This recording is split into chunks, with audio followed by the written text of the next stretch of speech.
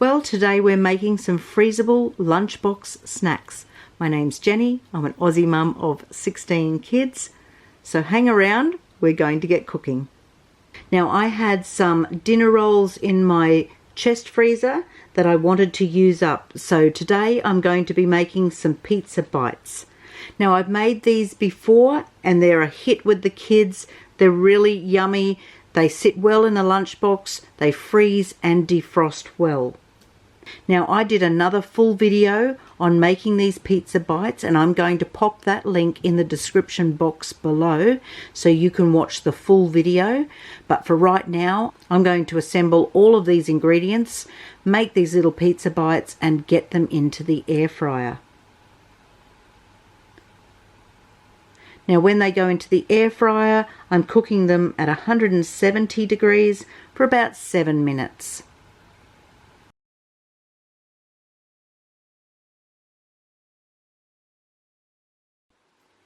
Now the first ingredient are some dinner rolls. You can use white ones or multigrain, and I have pulled mine straight from the freezer.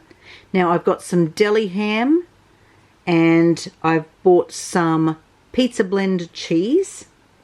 We've got some butter, a squeezy tube of pizza sauce, and I've got a couple of tins of pineapple.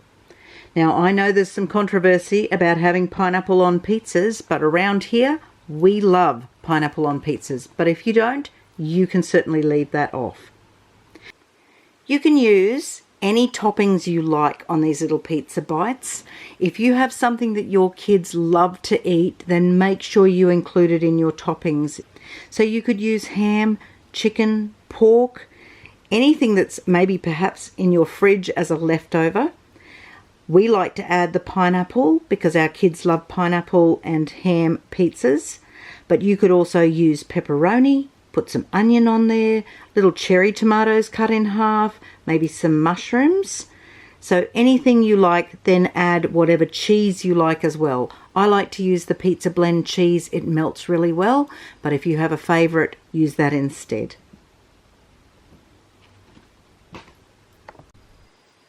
If you are going to put pineapple on these pizza bites, make sure when you've got the slices out of the can that you put them on some paper toweling to dry them off a little bit. You don't want all the excess liquid to make the little bread rolls soggy before you put them into the air fryer. So I just dried them off a little bit and then cut them into small pieces. Make sure you go and check out the other video where I make these pizza bites, and it will give you all my tips and tricks on the best way to make these.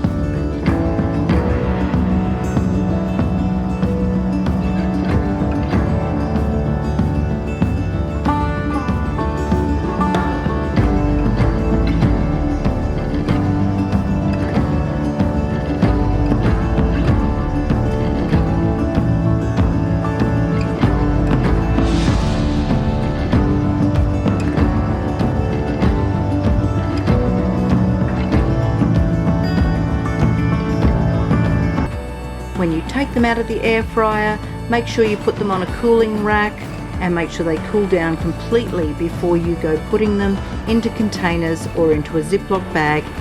Make sure you label them and then seal them completely.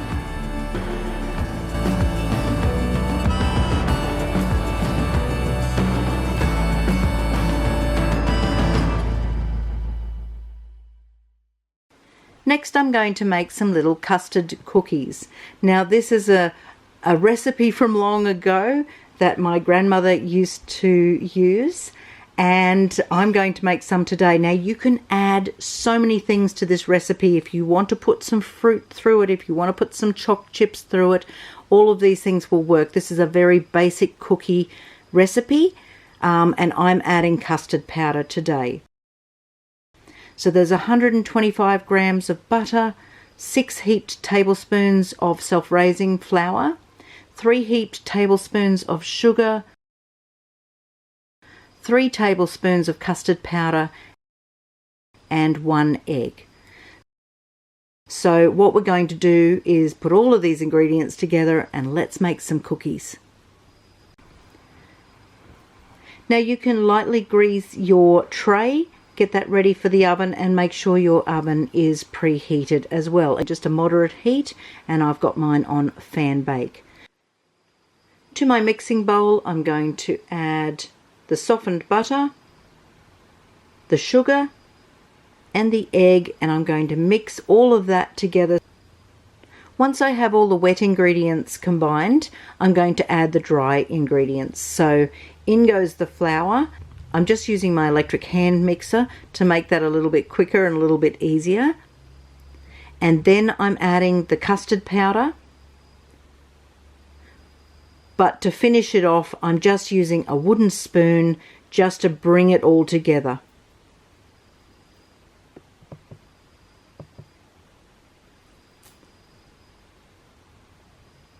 Now, if you want, you can use teaspoons or you can just use your fingers. Pull a little bit of the mixture out. We're looking at between maybe half a teaspoon to a teaspoon size, depending on how you're going to cook and put these biscuits together. If you just want a plain cookie with nothing else on it, I would use about a teaspoon worth of mixture per cookie. But if you want to make them a little bit thinner and then put an icing mixture in between them, kind of like when you make melting moments and you want to sandwich the icing between 2 cookies, I would make the thin cookies out of about half a teaspoon worth of the mixture. So once you have the little ball of cookie dough, you can place it onto your greased tray and you can press it down lightly with a fork. They will spread a little bit, but you can actually put a lot of these onto a tray.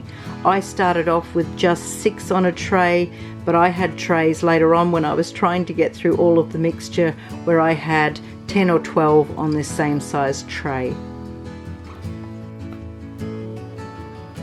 Now you put these cookies into the oven for just 10 to 15 minutes. Keep a close eye on them. You don't want them to burn. As soon as they start to go a little golden brown on top, you can pull them back out and put the biscuits onto a cooling rack.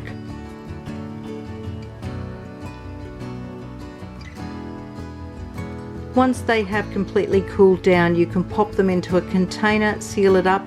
You can freeze these cookies, or if you like to put the icing in between the 2 biscuits, this is how you make the icing. You need to combine 1 dessert spoon of butter, 2 tablespoons of icing sugar, and 1 tablespoon of custard powder. Mix all of that up together, and then you will have a very sweet, tasty, custard flavored icing to go between your 2 cookies. Now I would definitely make more than what this recipe calls for, because when your kids walk into your kitchen and they smell these cookies in the oven, they're going to want to taste some of them straight away. I always make a few that the kids can eat straight away and then enough for the school lunch boxes after that.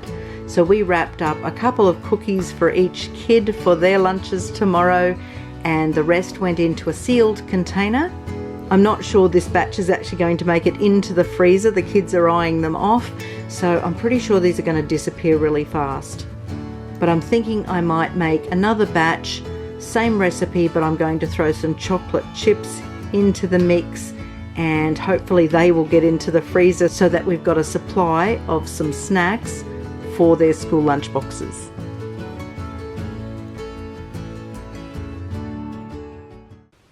Now this is Caitlin. She's the youngest of our 16 children, and she's 10 years old.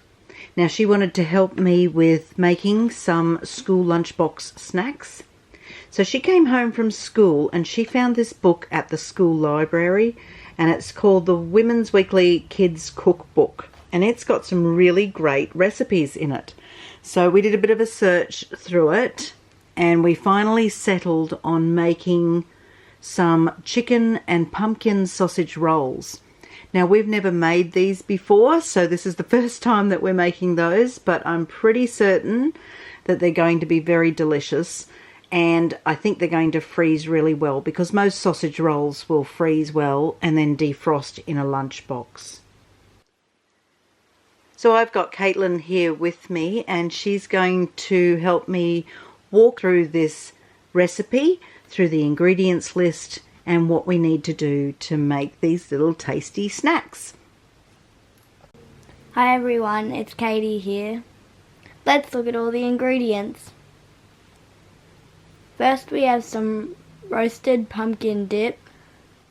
Now you could use any flavoured dip.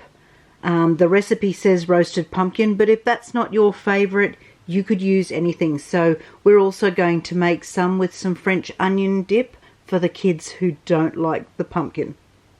And if you can't get your hands on a tub of dip, you could also use some soup packets as well, and you could use that flavouring with our next ingredient.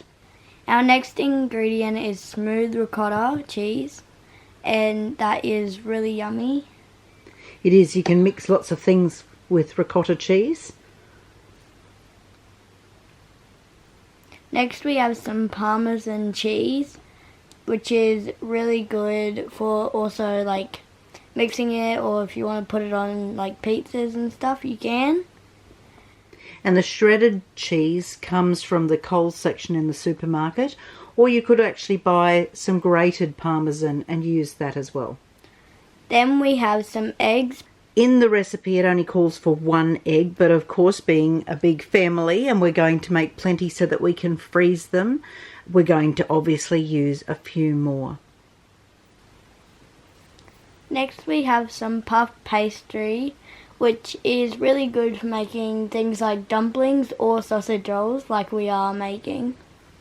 Make sure you pull them out of the freezer so they have time to defrost, so they are soft enough to fold around the ingredients. Now the recipe says to use some chicken tenderloins. I've got some chicken breast fillets here today. I'm just going to slice them very thinly into small pieces to put onto the puff pastry. Next we have some sesame seeds that we're going to sprinkle on top. Now the first thing you want to do is to preheat your oven. So I've popped it onto fan bake on a moderate temperature, and then I have placed down our first sheet of puff pastry on the bench, and it's been defrosted. In a mixing bowl we put the whole tub of the pumpkin dip, then we put half a cup of ricotta cheese in, and then we put 1/3 of a cup of the Parmesan cheese. Then we mix it up with a wooden spoon.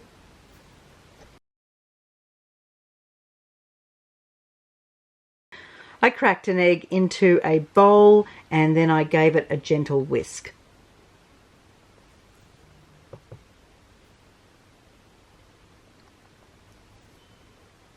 I then sliced up the chicken breast fillets into small pieces so that I could place them with the other ingredients inside the puff pastry. Now this is the part that the adults might like to do. All the rest of it, little hands can make this recipe quite easily. So get your kids involved, make sure hands are washed, and then you can get them to read off the ingredients, help you measure everything out, and then put the recipe together. Hey Katie, once I put the puff pastry sheets down on the bench, what was the next step after that? Then we have to cut it down through the middle and put it on the tray and make 2 pieces, and then you grab a teaspoon and you start carefully putting the dip in the center of each pastry. So then we grab the thin pieces of chicken and laid them on top of the dip. So once all the filling is on the pastry, we roll it up like a little sausage roll, and then you had a fun job to do after that. What was that? I got to put the eggs and the sesame seeds on top of the rolled up pastry. So you had the little pastry brush and you brushed on all the whisked up egg, and it was quite fun. I think there were a lot of sesame seeds that went on some. It was fun just to sort of sprinkle them out over the top of the sausage roll. Now the first lot of sausage rolls that we tried making, we put the pastry directly onto the tray to go into the oven, and then we realised we had to cut the sausage rolls into smaller bite-sized pieces, and that made that a little bit difficult. So we found that there was an easier way to do that with the next batch.